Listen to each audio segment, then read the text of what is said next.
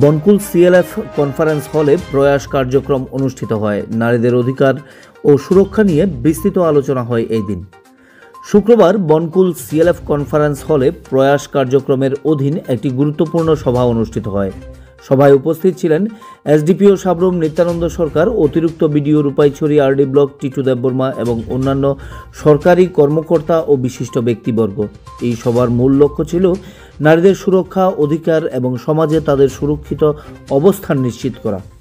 সভায় আলোচিত গুরুত্বপূর্ণ বিষয়গুলির মধ্যে ছিল নারী নিরাপত্তা, সাইবার অপরাধ প্রতিরোধ, বাল্যবিবাহের কুফল এবং নারীদের প্রতি বিভিন্ন প্রকার সহিংসতা প্রতিরোধের উপায়।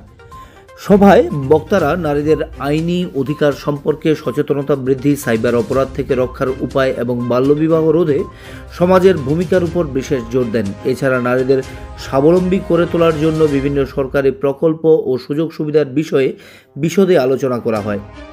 অনুষ্ঠানে অংশগ্রহণকারীরা তাদের মতামত প্রদান করেন এবং নারী সুরক্ষা ও অধিকারের বিষয়ে কার্যকরী পদক্ষেপ গ্রহণ করার আহ্বান জানান। এই উদ্যোগে নারীদের ক্ষমতায়নের পক্ষে একটি গুরুত্বপূর্ণ পদক্ষেপ হিসাবে দেখা হচ্ছে এবং ভবিষ্যতেও এই ধরনের কার্যক্রম পরিচালনার উপর গুরুত্ব দেওয়া হবে বলে জানান কর্মকর্তারা।